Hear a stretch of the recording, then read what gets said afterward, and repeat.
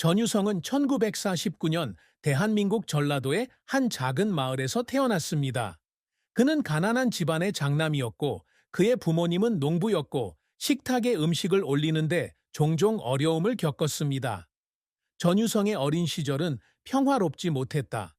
그가 겨우 10살이었을 때 그의 아버지는 심각한 병으로 세상을 떠났고 그의 어머니는 어려운 환경 속에서 4명의 아이들을 홀로 키워야 했습니다. 그는 큰형이기 때문에 시기적으로 성숙해져야 했습니다. 그는 어린 시절부터 어머니를 도와 농사를 짓고 물을 깃고 형제 자매들을 돌보았습니다. 힘든 생활에도 불구하고 전유성은 늘 공부에 대한 갈망을 품고 있었습니다. 그는 독서를 좋아했고 밤에 석유등불 아래에서 읽기 위해 학교 도서관에서 오래된 책을 빌려오곤 했습니다. 영웅 이야기부터 모험 이야기까지 책 속의 이야기들은 불쌍한 소년에게 완전히 새로운 세계를 열어주었습니다. 그는 작가가 되어 자신의 이야기를 들려주고 가족을 둘러싼 빈곤으로부터 벗어나는 것을 꿈꿉니다. 하지만 전유성의 학업길은 쉽지 않았습니다. 그가 16살 때 그의 어머니가 중병을 앓아서 일을 할 수 없게 되었다. 그는 가족을 부양하기 위해 학교를 그만두고 밭에서 일하거나 시장에서 짐꾼으로 일하거나 이웃들의 가전제품을 수리하는 등 온갖 일을 하며 생계를 이어갔습니다.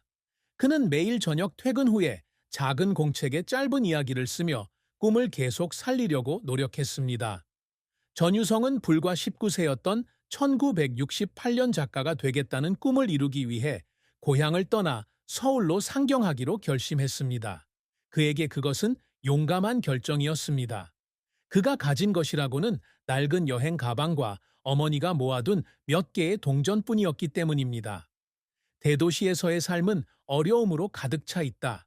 그는 생계를 위해 식당에서 서빙하고 경비원으로 일하고 건설 현장에서 무거운 짐을 나르는 등 온갖 육체 노동을 해야 했습니다. 하지만 그는 자신의 꿈을 포기하지 않았습니다. 그는 여가 시간에는 종종 작은 카페에 앉아 오래된 종이에 자신의 첫 번째 이야기를 쓰곤 했습니다. 그는 수년간 익명으로 글을 쓴 뒤 1973년 첫 작품인 침묵의 길을 출간했습니다. 이 책은 서울의 가난한 노동자들의 삶에 대한 이야기를 담고 있으며 사랑, 희생, 희망에 대한 감동적인 이야기를 담고 있습니다. 이 작품은 금세 인기를 얻었고 전유성 작가의 이름이 전국 독자들에게 알려지게 되었다.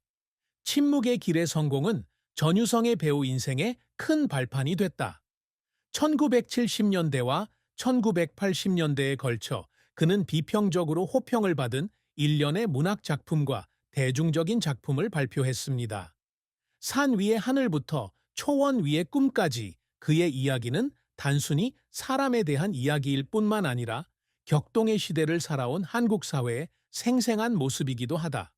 인생은 힘든 일로 가득하지만 전유성 씨는 항상 소중히 간직하는 큰 기쁨도 갖고 있다. 그의 가장 큰 즐거움 중 하나는 자신의 열정을 가지고 살고 일할 수 있다는 것입니다. 그에게 글쓰기는 단순한 직업이 아니라 삶에 대한 생각, 감정, 관찰을 표현하는 방식이기도 합니다. 그는 이렇게 말한 적이 있다. 펜을 집을 때마다 새로운 삶을 사는 것 같고 새로운 렌즈를 통해 세상을 보는 것 같아요. 전유성 씨는 글쓰기 외에도 가족에게서도 기쁨을 찾는다. 1977년에 그는 민지영이라는 교사와 결혼했는데 그는 그녀를 나의 눈으로 세상을 볼 수 있는 여자라고 묘사했습니다. 그녀는 좋은 아내일 뿐만 아니라 그의 직업에 있어서 동반자이자 조언자이기도 합니다. 두 사람은 세 자녀를 두었고 가족은 전유성의 인생에서 가장 큰 영감이 되었습니다. 가족과 함께하는 피크닉, 온 가족이 모여 책을 읽던 저녁 시간, 아이들에게 이야기를 들려주던 시간 등은 모두 그의 마음속에 항상 간직하고 있는 아름다운 추억들입니다. 또 다른 기쁨은 문학에 대한 열정을 공유하는 젊은이들을 도울 수 있다는 것입니다. 전유성은 그의 경력 동안 많은 젊은 작가들에게 멘토링을 해왔습니다. 첫 원고에 대한 피드백을 제공하는 것부터 출판사에 소개하는 것까지 말입니다. 그에게는 그들이 성공하는 것을 보는 것 또한 큰 행복입니다. 전유성과 민지영의 러브스토리는 마치 소설처럼 아름다운 이야기다.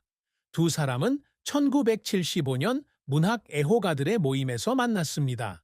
당시 초등학교 교사였던 민지영은 전유성의 눈에 비친 성실함과 열정에 매료되었다. 그는 처음 그녀를 만났을 때부터 그녀가 자신이 남은 인생을 사랑하며 살고 싶은 사람이라고 느꼈습니다. 인생이 항상 순탄했던 것은 아니지만 그들의 사랑은 항상 강했습니다. 민지영은 배우 전유성의 아내일 뿐만 아니라 그가 배우로서 많은 어려움을 극복할 수 있도록 도와준 든든한 친구이기도 하다. 그의 가족이 재정적으로 큰 압박을 받았던 적도 있었지만 그가 문학에 너무 많은 시간을 쏟고 경제적 기회를 무시했을 때에도 그녀는 항상 그를 지지하고 격려했습니다. 하지만 그 아름다운 사랑은 영원히 지속되지 않습니다. 민지영 씨는 알츠하이머병과의 오랜 투병 끝에 2015년 세상을 떠났습니다. 그녀의 죽음은 전유성에게 큰 충격이었다. 그는 한때 이렇게 말했다. 그녀는 내 인생의 파트너일 뿐만 아니라 내 영혼의 일부이기도 했습니다. 그녀를 잃었을 때 나는 온 세상을 잃은 것 같은 느낌이었습니다. 그녀는 세상을 떠났지만 그녀에 대한 기억은 그의 작품 속에 살아있으며 그는 종종 그녀를 따뜻한 마음과 회복력 있는 정신을 가진 여성으로 묘사합니다. 전유성은 70년 넘게 살아오면서 존경받는 작가로 성장하여 많은 세대의 독자들에게 영감을 주었지만 여전히 누구에게도 말하고 싶지 않은 비밀을 간직하고 있다. 차분하고 온화한 모습 속에는 많은 깊은 상처를 입은 마음이 숨어 있습니다.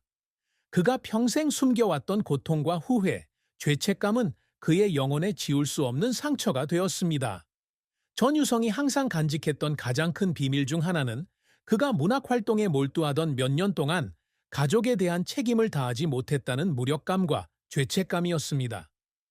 1970년대에 그의 경력이 시작되면서 그는 거의 모든 시간을 책을 쓰고 출판하는 데 바쳤습니다. 수개월간 책상에 앉아 열심히 일하고 일주일간 출장을 다니고 출판사와의 회의를 하면서 점차 아내와 아이들과 멀어지게 되었습니다.